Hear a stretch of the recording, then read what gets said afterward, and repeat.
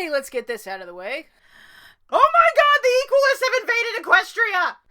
Obvious joke is obvious. Anyway, now, I know a lot of people are tossing around phrases like amazing and impressively dark storyline or most contemporary relevant moral or best premiere ever. And those people are me. Because, oh my god! An intriguing, unique location and conflict taken right out of classic science fiction. Also, philosophy and politics. The first premiere to not have a sudden, abrupt / ridiculous solution to the conflict, but laying a groundwork for a season that is implying they were going to be visiting other locations and encountering a variety of conflicts in a, dare I say, possibly introducing a Pony Gulliver's Travels? And solving those problems through example and not through Deus Ex Machina-ing? Why did this take us so long? Oh right, character building and toys. But I might be getting ahead of myself. We might end up right back in Ponyville for the next 10 episodes before the next length of the new arc comes into form, but nope! I am gonna be happy right now. So it appears that our brand new Council of Friendship, located in the Crystal Vein playset, has managed to find the Magic Mission Control Table and the giant map of Equestria. Also, they've been branded with friendship alerts. And for their first mission, the map sends them to...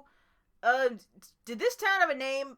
I don't think this town had a name. But when they arrive, they find a town where all of the buildings are incredibly geometric, and all of the ponies respond instantly and repetitively when you approach, like NPCs, and no one has any unique cutie marks? Oh my god, don't look at the fireplace! Okay, so no one turns into zombies in this premiere, but honestly, its inhabitants are hardly less creepy with their plastered, way too big smiles and their constant wide eyes staring. Frankly, I'm surprised there wasn't also a gate and everyone had white picket fences. They're introduced to the town founder, who unfortunately was not a pony in a kabuki mask with Stephen Blum's voice saying, "I am the solution." She's named Starlight. Oh, please tell me she says, "I am the most magnificent horse in the universe." In this town, everyone's cutie marks have been removed because the town's philosophy is that true happiness only comes from complete equality and differences only breed resentment and negativity. So the town was founded by the Department of Education? As explained by their okay song and melody, but man does it have some awesome lyrics. You can't have a nightmare if you never dream.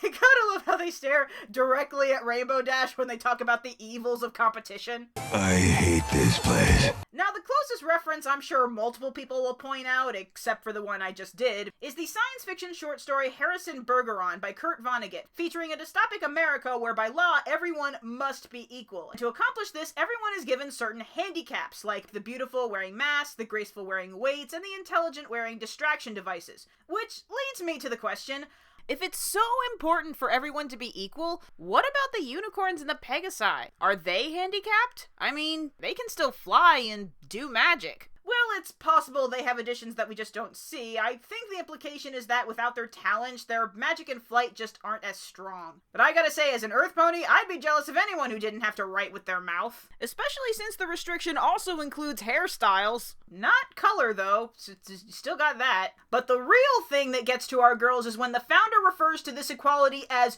true friendship. Oh, y'all stepped on our princess's turf now! Y'all don't understand, do ya? You can't force no pony to be friends. It don't work like that. Yeah.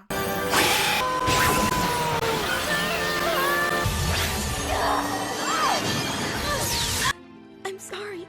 Yeah, that would be silly. Then at a cafe, where the word muffins comes up and the waitress does not immediately go cross-eyed and everyone is disappointed, the waitress is confused when she sees the group arguing, but then being able to make up at the end. She even inquires at first, does this mean your friendship is over? Because she can't comprehend ponies who are so different being able to get along. But it is revealed through a group of, not necessarily rebels, but doubters, I guess, that they do miss their cutie marks. And the implication is that the ponies did agree to have their cutie marks be taken willingly. But seeing how the very next scene is the main six being lured, ambushed, and forcibly stripped to their cutie marks and then locked in a house until they conform to the town's philosophy, I gotta wonder what percentage of this town's population did, in fact, come here willingly. Also, don't fight back or anything, or teleport out of the cave. One of the greatest scenes of the premiere is seeing how our girls act when they're stripped of their special talents. Rarity can't critique decor, none of them have any strength of any kind, Pinky becomes incredibly literal, and... The piglets and shoot. I can't even make countryisms no more. Also, in that room, there's a propaganda message coming from the speakers on repeat. Free yourself from your cutie mark. Choose a quality as your special talent. I want to say that's from 1984, but I'm actually not sure. Right now, the only thing I can think of is Fight Club. You are not special. You are not a beautiful or unique snowflake. Eventually, the plan is to have Fluttershy pretend to be converted and then break out their cutie marks, and oh my lord, Fluttershy has to squeal on the doubter who told them about the cutie vault. Well, that was a short mission. Back into the house. No, one of the doubters gives himself up for the others. Wait. A male pony in MLP is doing something brave and impactful? That doesn't sound right. Is this affirmative action? Did somebody complain? But she discovers something amazing. Starlight still has her cutie mark. Dun dun dun. So all they have to do is reveal the truth and the entire system comes crashing down.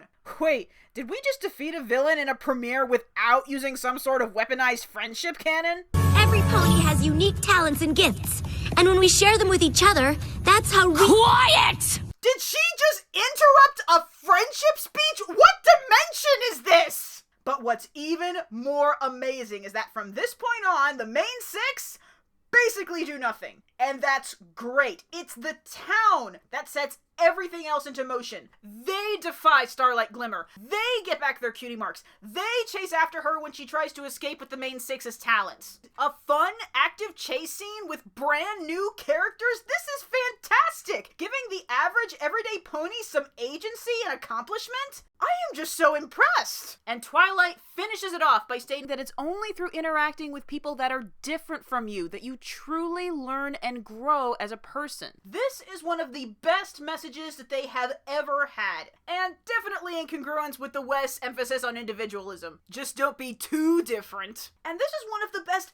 episodes the series has ever had. It's not even one of those, oh, it's inspired by a deep topic, but we can't actually go all the way with it. No! This was a cult that literally ripped away your individuality, except for the colors. That was all the manipulations of a charismatic tyrant, taking advantage of people who were lost and looking for answers. Not to mention, it was also encouraging diversity without ever actually having to use the word or implying racism again. Also, the world building that this has opened. I mean, Mage Meadowbrook, 8 enchanted items. Is it too much for me to wish that to be foreshadowing? It might be too much, but in the meantime, fanfiction writers to your stations! And the dialogue is some of the best that's ever been written for the show. And Starlight was a great antagonist, not just for not being an overly powerful antagonist that can only be defeated by forcing friendship light beams. Yeah, forcing friendship is wrong. And while it might have even been more impactful if we didn't actually blatantly know she was evil that early on, and possibly had ambitions to see if she could take over Equestria by making everyone else willingly give up their abilities, I just think she was someone who never really felt special and